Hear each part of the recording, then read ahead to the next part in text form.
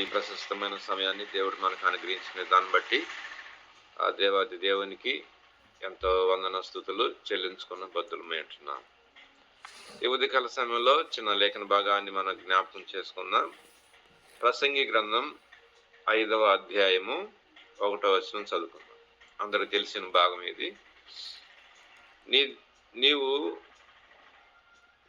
దేవుని మందిరమునకు పోవునప్పుడు నీ ప్రవర్తన జాగ్రత్తగా చూసుకొనుము. బుద్ధిహీనులు అర్పించున్నట్లుగా బలి అర్పించుట కంటే సమీపించి ఆలకించుట శ్రేష్టము. వారు తెలియకే దుర్మార్గపు పనులు చేదురు.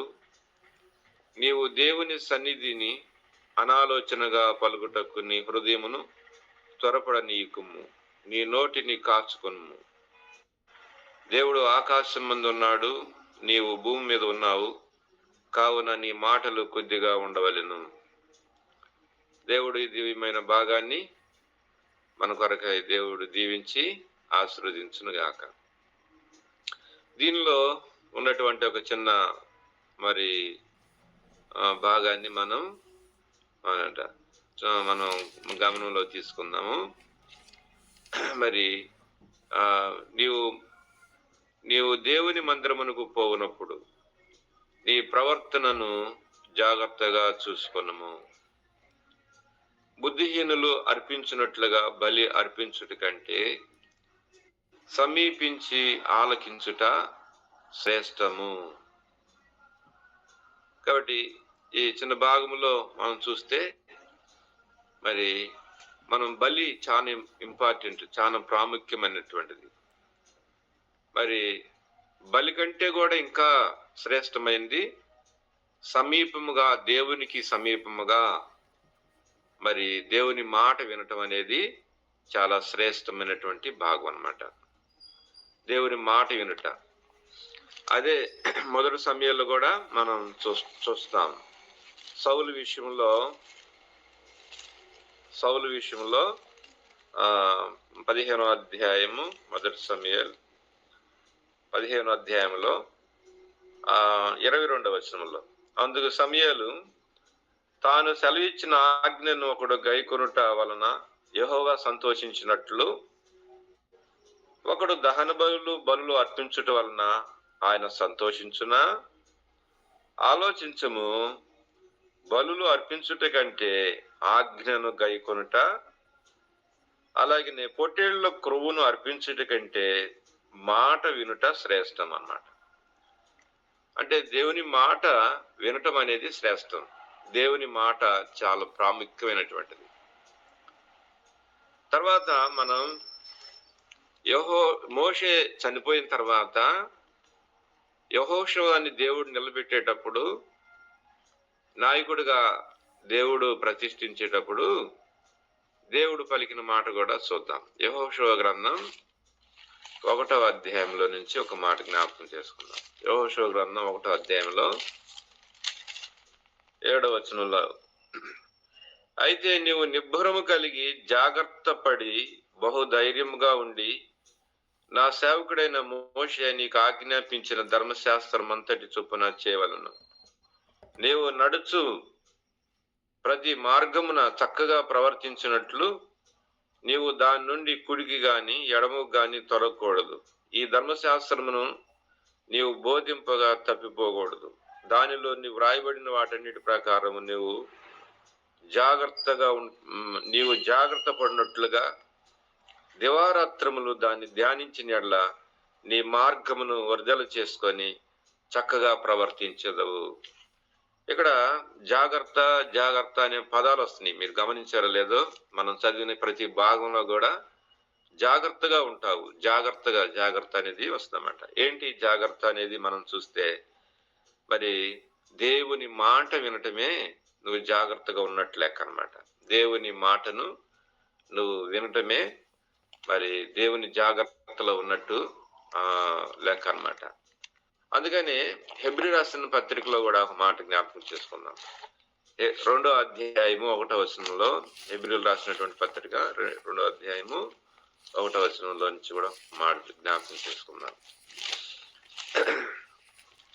2:1 కావున మనము వినిన సంగతులు విడిచిపెట్టి కొట్టుకొని పోకున్నట్లు వాటి యందు మరి విశేషముగా జాగ్రత్త కలిగి ఉండవలెను. మరి విశేషముగా జాగ్రత్త కలిగి ఉండాలి అంటారన్నమాట. కాబట్టి దేవుడు మనకు మేలు కొరకై ఆయన ప్రతి దినం ప్రతి ఉదయాన్నే దేవుడు నీతో మాట్లాడుతుంటాడు. ఆయన మాట్లాడకపోతే మనం బ్రతకలేం. ఆయన మాట్లాడితేనే మనం జీవించగలం. ఆయన మాటల్లో జీవం ఉంది. ఆయన మాటల్లో గొప్ప సమాధానం ఉంటుంది. ఆయన మాట్లాడితేనే మనం నెమ్మదిగా ఉండగలం. సామెతల గ్రంథంలో 8వ అధ్యాయంలో మనకు ఒక భాగాన్ని మనం 8వ అధ్యాయం 17వ వచనం చదువుదాం. సామెతలు 8:17లో కూడా ఒక మాట జ్ఞాపకం చేసుకుందాం. నన్ను ప్రేమించు వారిని నేను ప్రేమించుచున్నాను, నన్ను జాగ్రత్తగా వెదుకువారు నన్ను కనుగొందురు. ఐశ్వర్యమును ఘనతను స్థిరమైన కలిమియు నీతియు నా యొద్ద ఉన్నవి. మేలిమి బంగారము కంటే అపరంజము కంటే నా వలన కలుగు ఫలము మంచిది. ప్రశస్తమైన వెండి కంటే నా వలన కలుగు వచ్చుబడి దొడ్డది.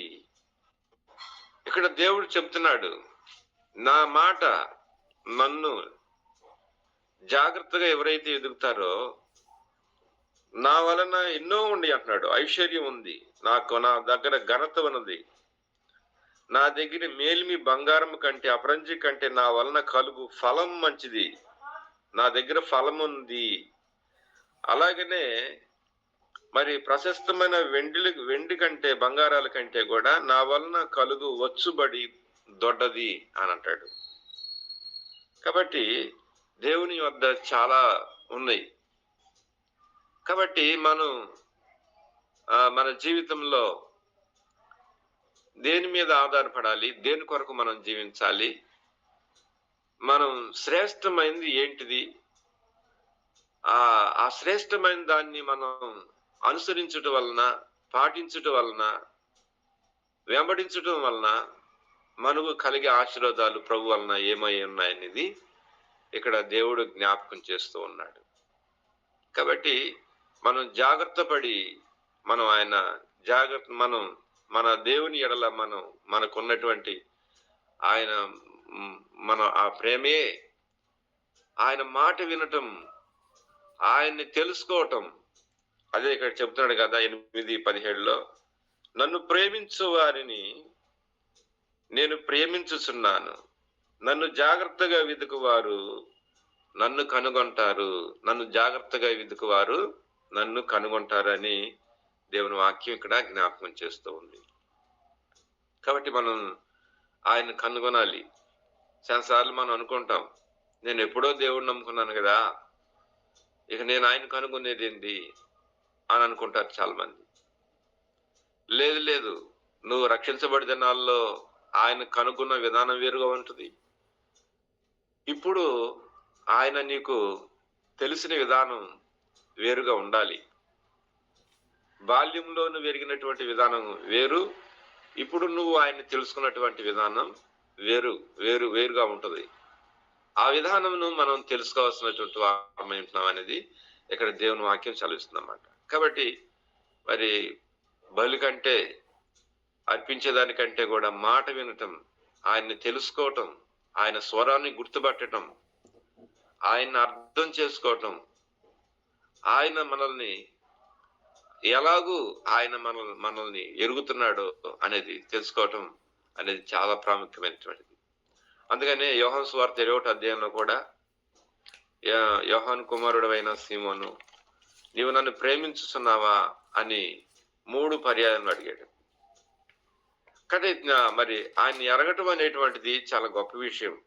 ఆయన తెలుసుకోవాలి, ఆయన ప్రేమ తెలుసుకోవాలి, ఆయన గొప్పతనం తెలుసుకోవాలి, ఆయన ఆశ్చర్య కార్యాలు మనం తెలుసుకోవాలి, ఆయన మన పక్షాన ఏం చేయబోతున్నాడో, మరి ఎలాంటి దీవెనకరమైనటువంటి ఆ పరిస్థితులు దేవుడు మనల్ని అనిపించేటట్లుగా చేయబోతున్నాడో ఆ సంగతులన్నిటిని మనం తెలుసుకున్నప్పుడు మనం ఎంతో నెమ్మదిగా, ప్రశాంతంగా, హాయిగా మనం ఉండగలం, జీవించగలం మన జీవితంలో అనేటువంటి విషయాన్ని మనం జ్ఞాపకం చేసుకుంటున్నాను అన్నమాట. కాబట్టి మాట వినుట అనేటువంటిది చాలా మరి మరి ఎంతో గొప్పదిగా ఉంది అన్నమాట. అయితే దేవుణ్ణి మనం తెలుసుకోవటం వలన, దేవుణ్ణి అర్థం చేసుకోవటం వలన ఆయన మన మీద ఉండేటువంటి, మన ఎడల ఆయనకున్నటువంటి ఆ ప్రేమ అనేటువంటిది ఎంతో గొప్పదిగా ఉంటుంది అన్నమాట. మనం దేవుణ్ణి తెలుసుకోకుండా ఆయన వాటి నుంచే ఆయనే మనల్ని ప్రేమించాలా, ఆయనే మనల్ని మనల్ని పట్టించుకోవాలా, దీవించాలా, ఆశీర్వదించాలా అని అనుకోవటం చాలా తప్పు అన్నమాట. అది మనం దేవుని యొక్క ప్రేమ అన్నమాట. ఆయన ఔన్నత్యాన్ని, ఆయన గొప్పతనాన్ని మనం కూడా తెలుసుకోవాలి. చాలాసార్లు ఆయనే మనల్ని అన్ని చేయాలి అనుకుంటాం మనం. కానీ మనం ఆయన కొరకై మనం ఏం తెలుసుకున్నాము, ఏమి ఎరిగాము, ఏమి ఆయన మాట వింటున్నాము, ఏమి ఆయనకు లోబడి ఆయనకు బలిని అర్పిస్తున్నాము, ఆయన కోరిన విధానంలో ఆయనకి ఇష్టమైన మనం ఏం చేస్తున్నాం అనేటువంటిది కూడా మనం చాలాసార్లు అర్థం చేసుకునేటువంటి స్థితిలో మనం ఉండం అన్నమాట. తండ్రి మనస్సు అనేది మనకి అర్థం కాకపోతే ఆయన వలన మనకి ఏ ఫలం కలిగిద్ది, ఏ మేలు కలిగిద్ది చెప్పండి?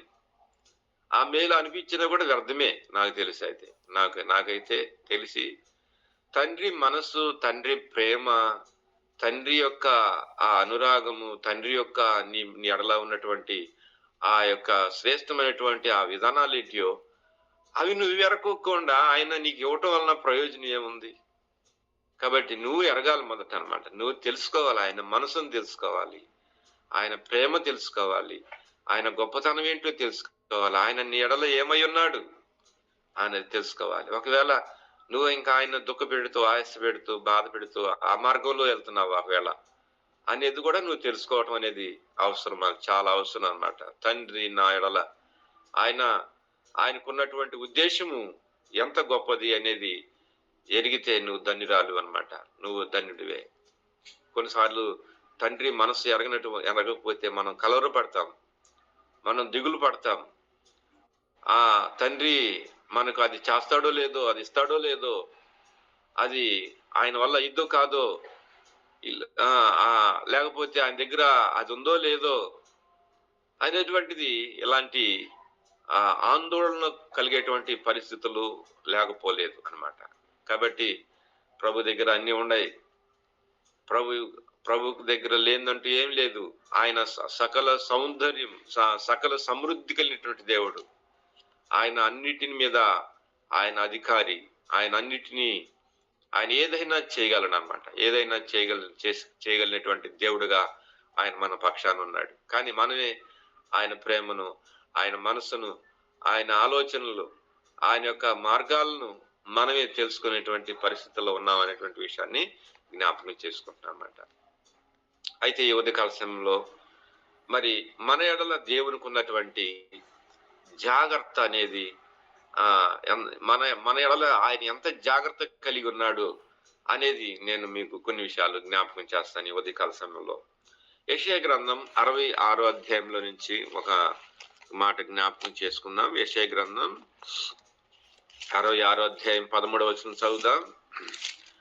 66వ అధ్యాయం 13వ వచనం. మీ దగ్గర బైబిల్ ఉంటే మీరు కూడా తీసి చూస్తే మీరు కూడా దానిలే. ఒకవేళ నిద్ర భారంలో ఉంటే కష్టమైంది అనండి. సరే, 66వ అధ్యాయము 13వ వచనం అన్నమాట చదువుతున్నాను.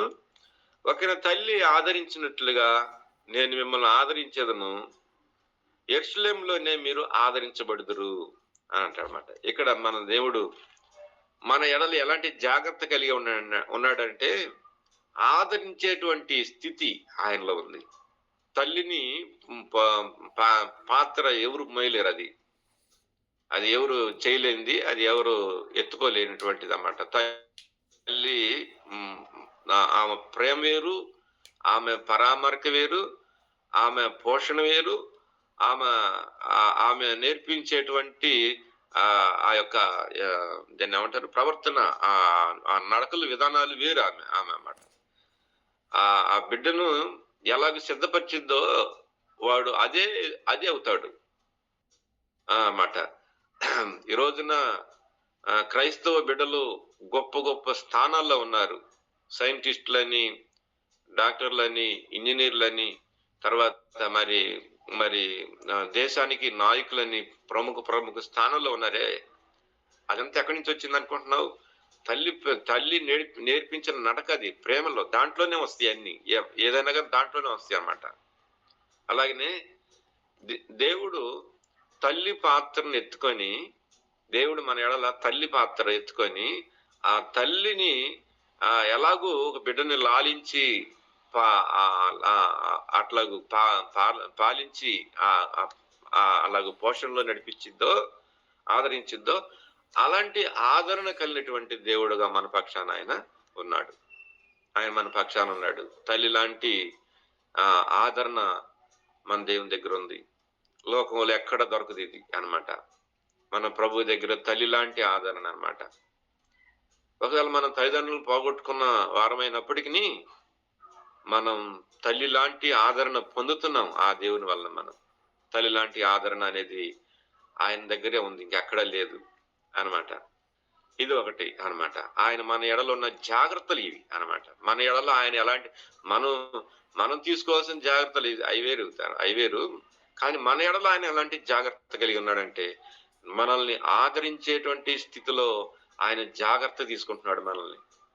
తల్లి ఎంత జాగ్రత్త తీసుకుంటది, ఆదరించే తల్లి చాలా అన్నమాట. ఈ రోజున్న తల్లిదండ్రుల్ని విసిగించేవాళ్ళు, తల్లిదండ్రుల్ని చంపేవాళ్ళు, తల్లిదండ్రుల్ని ప్రాణం ఉండంగానే మరి గొంతి నిలిపేసేవారు ఎంతమంది ఈ రోజున. కానీ అది వేరు, ఆ నడకలు వేరు. కానీ ఇక్కడ ఈ తల్లి పరామరికి ఎంత గొప్పది అన్నమాట. దేవుడు మనకు తల్లి లాంటి పోషణ ఆయన మనకి ఇస్తున్నాడు అనేది మనం గుర్తెరగాలి. ఆయన తల్లి లాంటి జాగ్రత్త మన మీద ఉన్నాడు ఆయన. అంతేకాదు 103వ కీర్తనలోను కూడా అక్కడ తండ్రి పోషణ కూడా, తండ్రి జాగ్రత్తలు కూడా తీసుకుంటున్నాడు ఆయన. ప్రభు మన దేవుడు మన పక్షాన 103:13లో చక్కని మాట ఇది. తండ్రి తన కుమారుడి ఎడల జాలిపడినట్లుగా యెహోవా తన యందు భయభక్తులు గలవారి ఎడల జాలిపడును అన్నమాట. ఆయన జాలి పడుతున్నాడు. ఎట్లా? తండ్రి కుమారుని ఎడల జాలి పడినట్లుగా. మనం లోకాసు వార్తలు మనం చూస్తాం కదా, తండ్రికి 2 కుమారులు, వారు చిన్నవాడు తప్పిపోయి మరలా వచ్చినప్పుడు మరి ఎంత జాగ్రత్త తీసుకున్నాడో తెలుసునా? లోకాసు వార్తలు మనం చూస్తే అది 15వ అధ్యాయంలో మనం చూస్తే ఎంత జాగ్రత్త తీసుకున్నాడంటే తండ్రి, ఆడు మళ్ళా రిటర్న్ వచ్చే సమయానికల్లా ఏం తీసుకున్నాడు? వస్త్రం రెడీగా కొని పెట్టుకున్నాడు. వస్త్రం, వాడు గుడ్డలు లేకుండా వస్తాడని సంగతి తెలుసు, వస్త్రాలు లేకుండా వస్తాడని సంగతి తెలుసు. వస్త్రం దాచిపెట్టాడు. ఇంకేం దాచుకున్నాడు? ఉంగరం దాచిపెట్టాడు.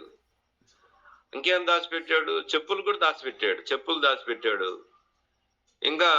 ఇంకేం దాచిపెట్టాడు అంటే ఒక కొవ్విన దూడను ఉంచాడంట, రెడీగా ఉంచాడు.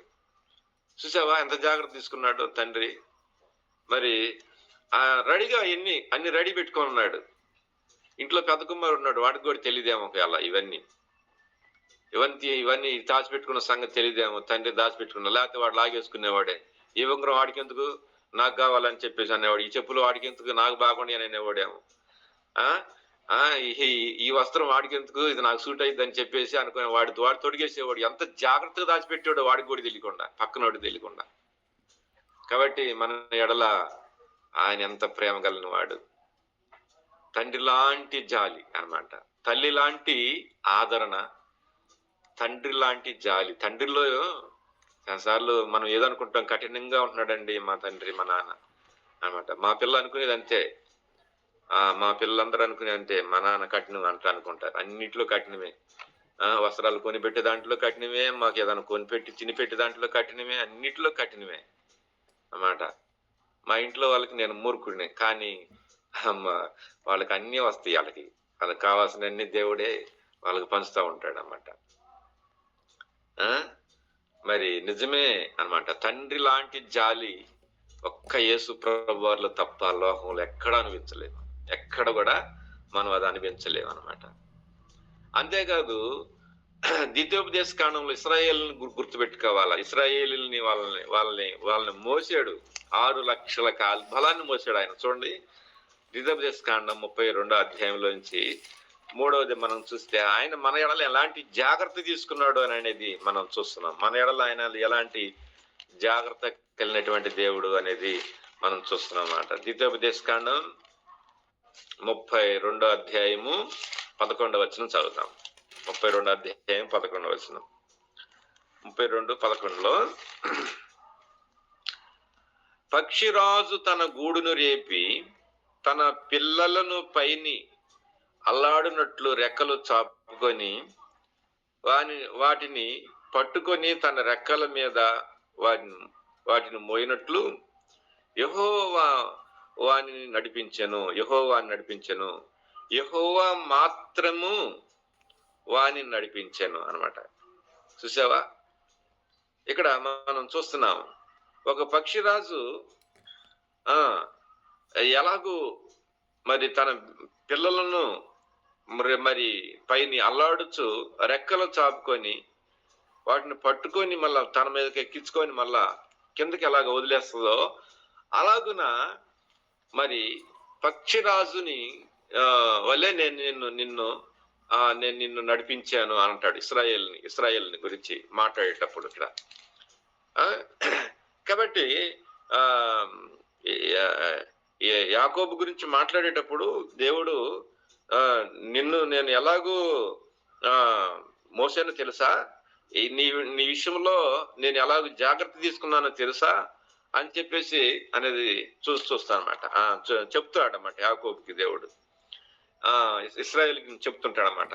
అంటే పక్షిరాజు వలె మరి ఏం చేస్తున్నాడు, భారం మోసాడు. పక్షిరాజు ఏం చేసింది అసలుకి? పక్షిరాజు మించినటువంటిది ఇంకోటి లేదు. ఆ పక్షిరాజు చాలా వేగం గలది, తర్వాత శత్రువుని సునాయాసంగా పసిగట్టగలది, శత్రువుతో పోరాడగలది, తర్వాత మరి శత్రువుకి మరి అన్ని విధాలుగా కూడా మరి అంచనాలు వేయగలుగుతాం. చాలా చాలా పక్షిరాజు అంటే అది సామాన్యటువంటి విషయం కాదు. దానికి అన్ని తెలుసు అన్నమాట. మరి చాలా దూరం నుండి శత్రువుని పసిగట్టగలదాన్ని అవసరమైతే దాన్ని పోరాడి దాన్ని చంపి చీల్చేయగలదు అన్నమాట. అంత అంత అంత బలం కలదు అది, బలం. ఇంకొకటి కూడా తెలిసిన, అది ఒక జంతువును అమాంతాన లేపి పైకి తీసుకుని వెళ్ళిపోగలదు అది. అంత భయంకరమైనటువంటి పక్షిరాజు అన్నమాట. అందుకని పక్షిరాజు అన్నాడు దేవుడు దాన్ని. అలాగనే దేవుడు కూడా ఎలాంటి వాడికి ఉన్నాడంటే మన విషయంలో అలాంటి భారం, అంటే మనల్ని నడిపించగలడు, నేర్పించగలడు, మరి తర్వాత ఏమంటాడంటే మోయగలడు, మోపించగలడు. కాబట్టి చాలా అధికతలు ఉన్నాయి పక్షిరాజు అంటే దాంట్లో అన్నమాట. కాబట్టి మన దేవుడు మనకి ఎలాంటి వాడు అంటే ఆయన మనకు నేర్పించేవాడు, తర్వాత నడిపించేవాడు, మోపించేవాడు, తర్వాత ఈ ఇతర మరి శత్రువు మీద జయాన్ని తీసుకొచ్చేటట్లుగా ఆ సమస్తం మీద విజయమును నేర్పించగలవాడు, విజయాన్ని మనకి నేర్పించగల శక్తి కలిగినటువంటి సామర్థ్యం కలిగినటువంటి వాడు పక్షిరాజు అంటే అదే మరి. కాబట్టి మళ్ళీ అలాంటి నేర్పరి అన్నమాట. అందుకని దావీదు ఒక మాట అన్నాడు, దేవుడిని గుర్తెరిగిన తర్వాత దేవుడి దగ్గర ఎన్నో దేవుడు నేర్పించినటువంటి అవన్నీ నేర్చుకున్న తర్వాత అన్నాడు దావీదు ఒక మాట, నా వేళ్లకు పోరాటం నేర్పిన వాడు నువ్వే దేవా అని దేవుని స్తుతించాడు. నా వేళ్లకు యుద్ధమును పోరాటమును నాకు నువ్వు నేర్పించావు అని అన్నాడు. కాబట్టి ఎంత గొప్ప ఆధిక్యత ఇది. కాబట్టి మన దేవుడు పక్షిరాజు వల్లే మన వెంట ఉండి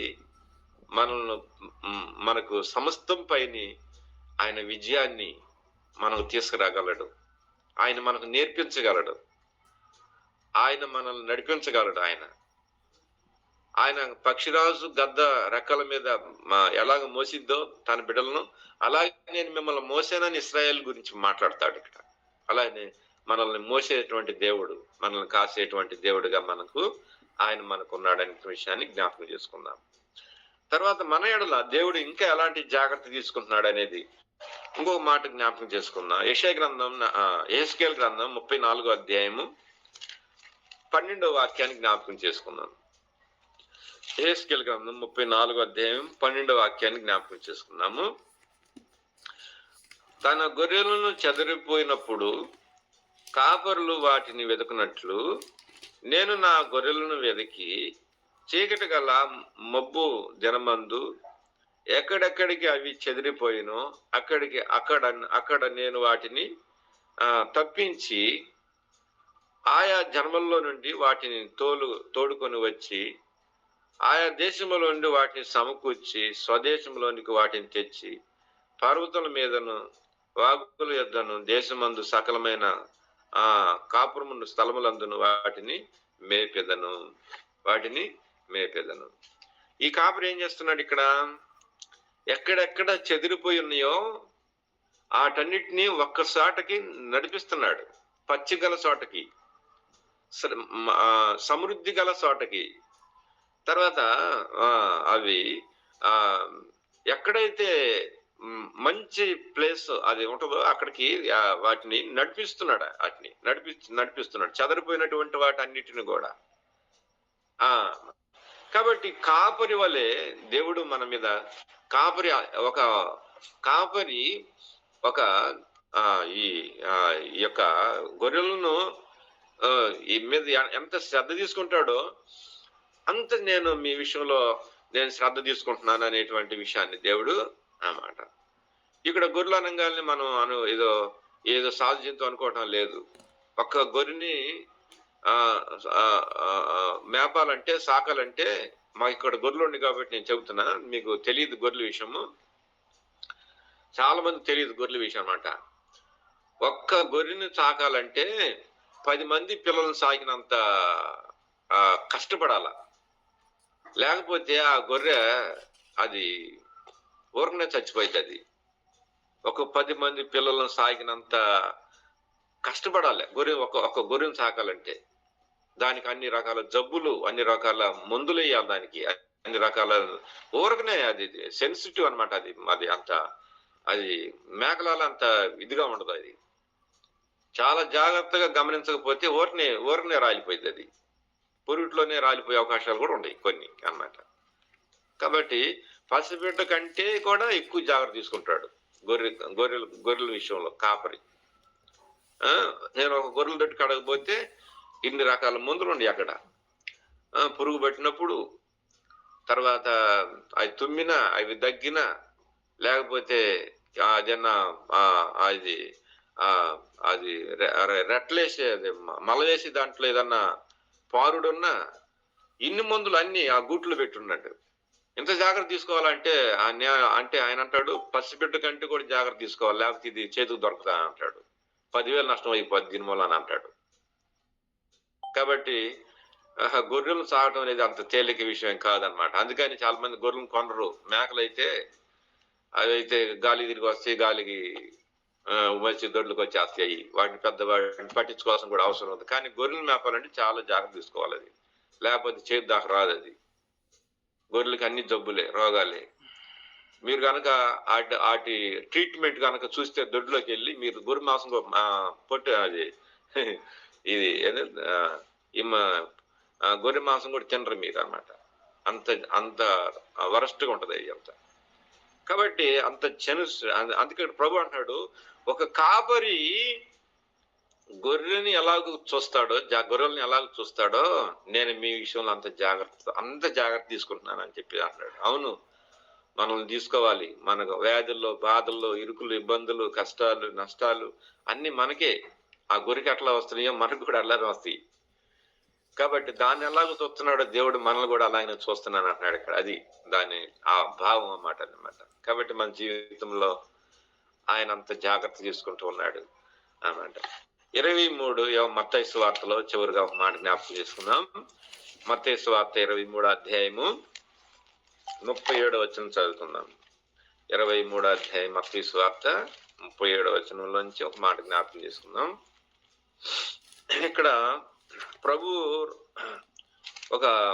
ఒక సందర్భాన్ని జ్ఞాపకం చేస్తున్నాడు. అది జ్ఞాపకం చేస్తున్నాం ఒకసారి. 37. యెరూషలేమా యెరూషలేమా, ప్రవక్తలను చంపుచు నీ యొద్దకు పంపబడిన వారిని రాళ్లతో కొట్టుచుండు ఉండుదానా, కోడి తన పిల్లలను రెక్కల కింద ఎలాగూ చేర్చుకున్నో అలాగనే నేను నీ పిల్లలను ఎన్నో మార్లు చేర్చుకున్న వాళ్ళని ఉంచితే కానీ మీరు వల్లకపోతిరి. ఇదిగో మీ ఇల్లు మీకు విడవబడి ఉన్నది. ఇది మొదలుకొని ప్రభు పేరట వచ్చేవాడు స్తుతించబడుగా కానీ మీరు చెప్పు వరకు నన్ను చూడరని మీతో చెప్తున్నాను అన్నాడు. ఇది ప్రభు తన రాకడ గురించి ఒక సందర్భాన్ని జ్ఞాపకం చేస్తున్నాడు. ఇక్కడ చేస్తూ ఇక్కడ ఏమంటున్నాడు, ఎన్నో మార్లు మిమ్మల్ని చేర్చుకోవాలని ఉంటుంది కానీ మీరు వల్లకపోతారని అంటాడు అన్నమాట. అయితే దేవుడు తన రెక్కల కిందకు, కోడి తన పిల్లల్ని ఎలాగో రెక్కల కింద తీసుకుంటుందో, ఎంత జాగ్రత్త కలిగి ఉంటుందో, అలాగనే నిజంగా మన ఎడల మనల్ని తన రెక్కల కింద పెట్టుకొని ఆయన అనునిత్యము ఆయన జాగ్రత్తగా కాపాడుతూ ఉన్నటువంటి వాడుగా ఉంటున్నాడు అనేటువంటి విషయము మనకు జ్ఞాపకం చేయబడుతూ ఉంటుంది అన్నమాట. కాబట్టి ఆయన కోడి కూడా చాలా జాగ్రత్త గలదన్నమాట. మామూలు జాగ్రత్తగా దానికి